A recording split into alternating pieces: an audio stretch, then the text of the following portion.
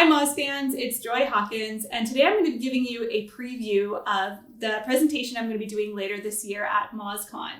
And it's all about Google My Business posts. So if you are unfamiliar with posts, there are currently 4 different types of Google My Business posts.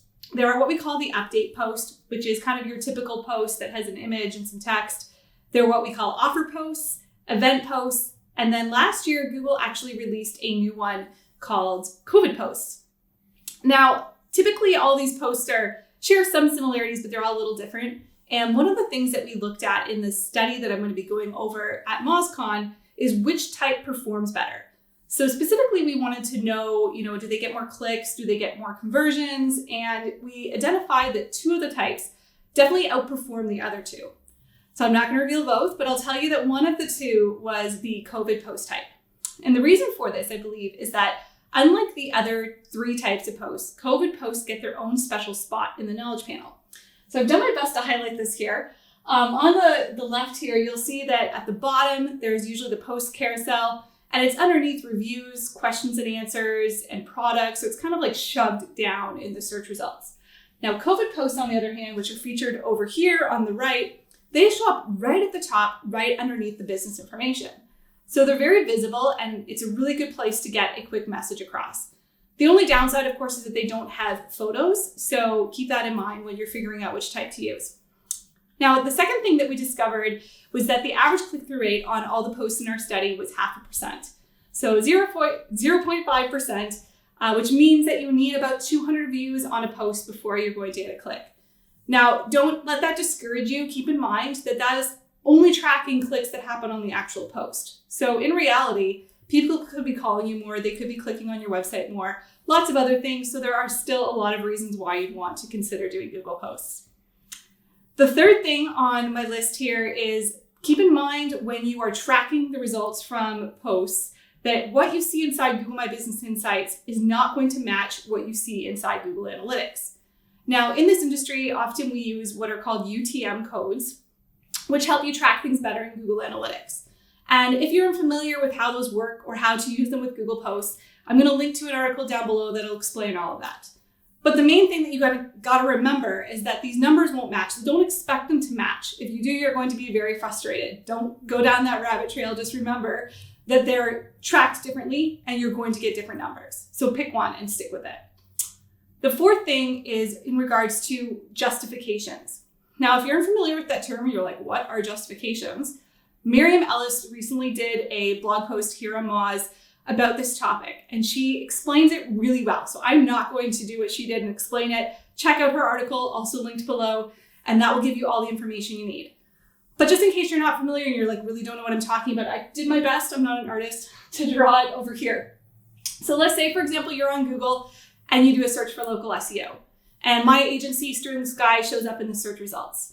If we had a post recently that mentioned local SEO, Google might grab that little snippet, the words essentially, and stick it right there in the local pack results. And this is what we call a justification. So they're really cool, and it's a great way to get more words and more messaging in front of your possible consumers. Now, the thing to keep in mind here is that post justifications only look at posts that were done from the last 60 days. So your older posts won't be looked at. So you've got to have a post strategy that is pretty frequent. The fifth thing was that we wanted to look at content types. So, people often ask me, Joy, what should I post about? Like, what am I supposed to put in the content in Google Posts? And it comes up a lot as a question.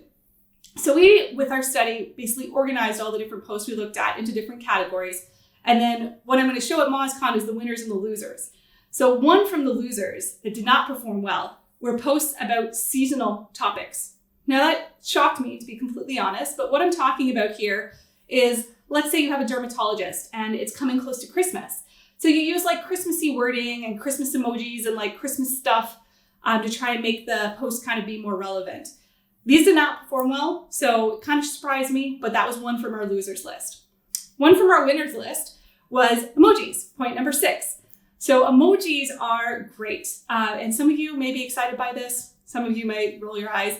If you love emojis, this was one of the strategies that we saw that actually helped performance on Google Posts. So make sure you use emojis if you are trying to get people's attention. posts with them outperformed posts without them. And finally, the last tip that I'm going to share with you today is in regards to the update post. Now, if you're not familiar with the term update post, I kind of made it up because there was no name for the traditional post inside Google My Business. So it says update, so we just called it that.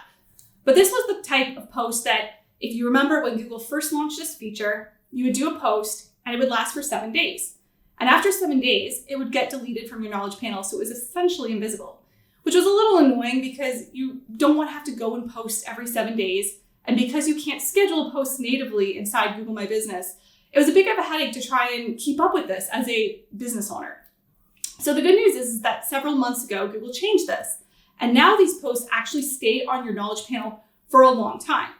But I wanted to know exactly how long they stayed on there, so I tracked some and came to the conclusion that they stay on your knowledge panel for 6 months. So essentially what that means is if you made one update post, never post it again, it would stay there for 6 months and then it would disappear, which is, a lot better than 7 days. So keep these tips in mind when you are coming up with your post strategy. Obviously, to get a lot more, feel free to check out my talk at MozCon upcoming later this year. And some of the things that I'll be talking about there's a lot that I didn't cover. I'll be addressing if posts impact ranking, which is probably the number one question that I get asked. And I'll also be going through a lot more of the winning and losing strategies that we found from this study. Thanks for listening. And if you have any questions, feel free to leave them in the comments.